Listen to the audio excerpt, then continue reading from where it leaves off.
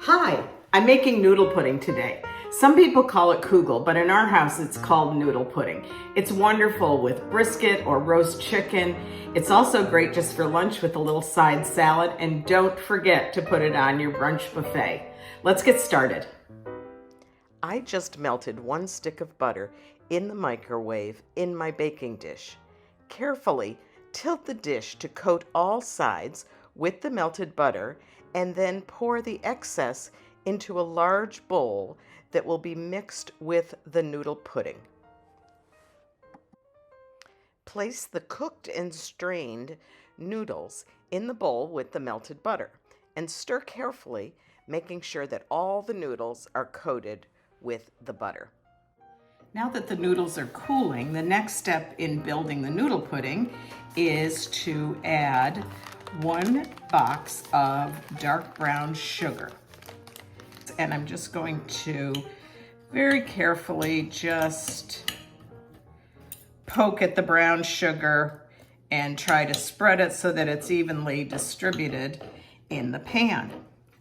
After that's done, I'm going to add 1 large can of crushed pineapple that has drained very well. That's an important step in this noodle pudding, is to make sure that the pineapple is well drained. Just again, distribute it in little pieces throughout the pan, and then going back with my 2 forks, I will spread that out so that it's more evenly divided. The next step is the maraschino cherries. And these are very carefully placed on top of the pineapple. So there are your maraschino cherries, all set to receive the noodles on top. Beat 8 whole eggs very well. And when the noodles are cool enough, add the eggs to the noodle bowl. Stir carefully to make sure that they're well combined, and then turn into the baking dish. Cover the dish with aluminum foil that's been sprayed with a little cooking spray and place in a preheated 325-degree oven for approximately 40 minutes before removing the foil. Can you see that the brown sugar is starting to bubble around the sides of the pan? This is telling me that it's melting and that we're almost ready to take it out of the oven.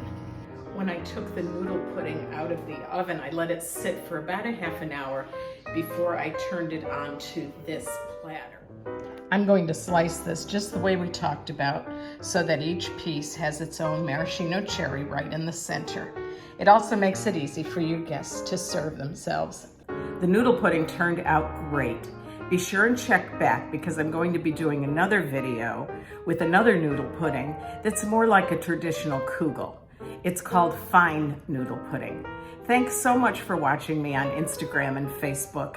And be sure and check out my YouTube channel at BevCooks0726.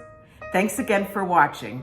And remember, the fork is always on the left.